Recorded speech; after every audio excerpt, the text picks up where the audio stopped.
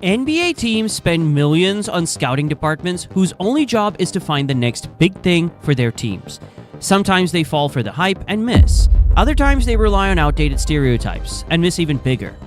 Just imagine this. A four-time NBA champion and the heartbeat of the last great dynasty, drafted 35th overall. A six-time All-Star and two-time Finals MVP, picked outside the lottery behind Enes Kanter and the Morris twins. And a three-time MVP and NBA champion, drafted 41st overall during a Taco Bell commercial. These guys weren't supposed to be stars. At best, role players. But those weren't just draft day oversights. They were full-blown misreads of basketball brilliance. So how did the NBA's best-paid scouts get it so wrong? Let's dive in and discover how three revolutionary players were overlooked and still took over the league. This high-impact, game-changing player was drafted 15th overall in 2011 and immediately traded. At best, he was projected to be an elite role player, but nobody could have predicted what he'd become just a few years later. His name? Kawhi Leonard.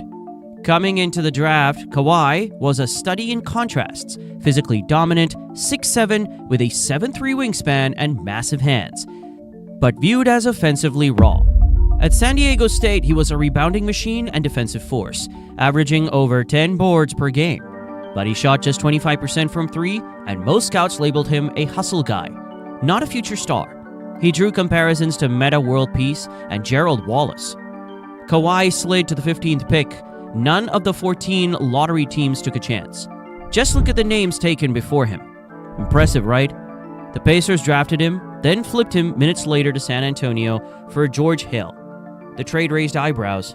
Hill was a favorite of Coach Popovich. Even Pop later admitted, "We were scared to death. He was one of my favorite players." The Spurs saw Kawhi as a project. He's not a shooter, he's not a scorer, he's not a perimeter player, Pop recalled. They hoped for a high-level role player, not a franchise cornerstone. Kawhi joined a veteran Spurs team and soon became a starter in place of an injured Ginobili. Offensively, he was limited. But under shooting coach Chip England, he rebuilt his jumper from the ground up, frame by frame. He'd stay after practice, working on ball handling, floaters, step backs, and his three-point shot, Popovich said. Then came 2014. At just 22, Kawhi averaged 17.8 points on 61% shooting in the finals and one Finals MVP. He became the ultimate LeBron stopper. That Spurs win sent ripple effects through the NBA, and he kept evolving. By 2016, he was a two-time Defensive Player of the Year. By 2017, he averaged 25.5 points, shot over 40% from deep, and finished third in MVP voting. From next Bruce Bowen to two-way juggernaut, even mentioned alongside Michael Jordan. Then came 2019. After a rocky Spurs exit, Kawhi was traded to Toronto and delivered one of the greatest one-year runs in league history. Game 7 versus Philly, the four-bounce buzzer beater. A dominant playoff, 30.5 points, 9.1 rebounds, 3.9 assists per game. Finals MVP, Raptors' first-ever title. He became just the third player in history to win Finals MVP with two different teams. Since then, Kawhi's battled injuries and inconsistency with the Clippers, but that 2019 run, unforgettable. It changed the NBA. Want to go deeper? Check our video on the three finals that changed NBA history. Let's recap. Two-time champion, six-time All-Star, six-time All-NBA, two-time Defensive Player of the Year, two-time Finals MVP. All from a guy labeled a role player at number 15. So what did scouts miss? He didn't scream stardom. He didn't dominate workouts. He was quiet, humble. They underestimated the power of obsession, deep work, determination. As the saying goes, still waters run deep. And if Kawhi, a Finals MVP, was overlooked at number 15, then wait until you meet the guy who remembers all 34 names drafted before him. His name is Draymond Green, power forward for the Golden State Warriors. Draymond's journey from second-round afterthought to four-time NBA champion, All-NBA player, and Defensive Player of the Year is one of the greatest development arcs in league history. Coming into the 2012 NBA draft, he had just been named Big Ten Player of the Year at Michigan State. But scouts weren't sold. The label? Tweener. Too short for a big, too slow for a wing, lacking upside. He dropped to the second round. Golden State took him at number 35. Green felt disrespected and never forgot. He memorized all 34 names drafted before him. As a rookie, he averaged under 3 points per game, but his defense, energy, and IQ stood out. By year 2, he reshaped his body and flashed more tools. Then in year 3, David Lee got injured. Draymond stepped into the starting lineup and never gave it back. In 2014-15, he averaged 11.7 points, 8.2 rebounds, 3.7 assists, and helped lead the Warriors to an NBA title. He anchored the league's best defense, guarded all 5 positions, and served as a secondary playmaker. The next season, the Warriors went 73-9. Draymond averaged 14.0, 9.5, and 7.4 and led the team in rebounds, assists, steals, and blocks. He earned his first All-Star nod, made All-NBA, and finished runner-up for Defensive Player of the Year. In 2016-17, he finally won Defensive Player of the Year and added a second title. The Warriors added Durant, but Draymond remained the emotional engine. Klay Thompson called him their spirit animal. Steve Kerr said he was the heartbeat. Between 2015 and 2017, Draymond helped revolutionize the league. The Warriors' death lineup and switch everything defense became the new blueprint. He wasn't just part of the system, he was the system. Let's not forget, this was a number 35 pick. 3 years after the draft, he became the prototype for a new era, the positionless era. Bleacher Report once said, Green is the epitome of the NBA's realization of how devastating small ball could be. Zach Lowe in 2015 noted, everybody is talking about Draymond Green. Teams started hunting for their own version, someone who could defend, pass, lead, and anchor a culture. Draymond's legacy isn't about stats. It's about impact, leadership, fire, intelligence. He showed you don't need 30-point nights to change basketball. His draft slide wasn't about talent, it was about fit. Scouts could not see where he belonged. But the truth? He didn't fit into any existing mold. He was the new mold. Draymond eventually won 4 championships: 2015, 2017, 2018, and 2022. He became a vocal leader, a respected veteran, and a lightning rod all in one. His influence stretched beyond the Warriors. Teams began valuing passing big, defensive anchors, and high IQ disruptors over pure athleticism. His numbers didn't always pop, but his fingerprints were everywhere. Switches, rotations, extra passes, charges drawn, huddles led. Draymond's career is a case study in why intangibles matter, and how a second-rounder with no clear position became the most essential piece of a dynasty. Of course, some will credit Steve Kerr's system. Without Kerr, that small ball switch everything style might never have taken off. But history is history. Bottom line, Draymond Green was drafted 35th and became the heartbeat of the last great NBA dynasty. And if Kawhi and Draymond were overlooked, then what about the guy who wasn't even on screen when he was drafted?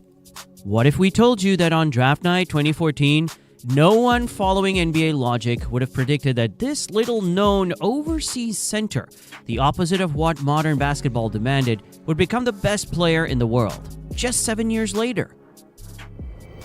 An NBA champion, a 3-time MVP, arguably one of the greatest players to ever touch a basketball.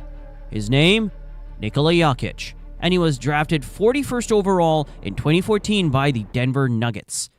That's not just rare, that's unprecedented. Scouts called him a below-average athlete, questioned his defense, and doubted his ability to keep up with NBA speed. His passing? Sure, it was praised, but most thought he'd be a European role player at best. Sound familiar? In fact, his draft pick wasn't even shown on TV. It was read during a Taco Bell commercial. At the time, Jokic was asleep in his hometown of Sombor, Serbia, a quiet place where he grew up racing horses and watching clips of Vlade Divac and Magic Johnson. Denver had no big plans. They stashed him overseas for a year. But Jokic responded by dominating the Adriatic League and winning MVP of the Serbian League. The feel for the game was real. He arrived in Denver in 2015, soft-spoken and unknown. His vertical leap? 17 inches, the lowest ever measured by Nuggets trainers. But the moment he stepped on an NBA floor, it was clear. This guy saw the game differently. By year 2, he was the starting center. By year 5, an all-star. By year 7, the best player in the world. Just a reminder, he was picked 41st. In 2021 and 2022, Jokic won back-to-back MVPs, becoming the lowest drafted player in league history to win the award. He averaged 27 points, 13 rebounds, and 8 assists on 58% shooting. His PER, highest ever. Box plus-minus, off the charts. And still critics wondered, can he win when it matters most? Then came 2023. Jokic led the Nuggets to their first-ever NBA championship. He averaged 30 points, 13 rebounds, and 9 assists in the finals. He didn't sprint, he didn't jump, he just dominated. With full court passes, surgical footwork, and total control of the floor. He won Finals MVP and erased every doubt. Steve Kerr said, he's the best center I've ever seen. Draymond Green said, most guys I can outthink, not Jokic. Shaq said, he's doing things I never could. But Jokic didn't just dominate. He redefined what a center could be. He made playmaking from the 5-spot mainstream. He made IQ the new athleticism. The Nuggets ran their entire offense through him, parked at the top of the key, while cutters swirled around like planets orbiting the sun. The ripple effect? Immediate. Teams started chasing Jokic lights. Bigs with vision, patience, and feel. Alperen Şengün in Houston. Domantas Sabonis in Sacramento. Even Victor Wembanyama in some ways follows the trail Jokic helped blaze. And through it all, Jokic stayed the same. No social media, no all-star gimmicks. Every summer, he's back home in Serbia, racing horses and eating homemade pastries. In an era obsessed with hype, muscles, and flash, Jokic became a superstar by doing everything different, and doing it better. And that changed the game forever. Jokic's rise is so extraordinary that it is hard to blame scouts or GMs. How could you predict this? His story didn't just change Denver, it changed the NBA blueprint. 3 draft snubs, 3 players the experts doubted. Jokic was ignored because of his body and European roots. Kawhi lacked polish and shooting. Draymond didn't fit any clean position. Each one forced teams to rethink scouting reports, analytics models, and front office instincts. And in the process, they changed the league. Now, to be fair, predicting the inner drive of a young player, their obsession, their growth, it's nearly impossible. Most GMs play it safe. They bet on what looks like proven success. And yet, would Kawhi have become Kawhi outside of Popovich and Duncan's Spurs? Would Draymond switch everything style work anywhere but with Steve Kerr and Steph by his side? Would any other franchise besides Denver have built an entire system around a non-athletic overseas center?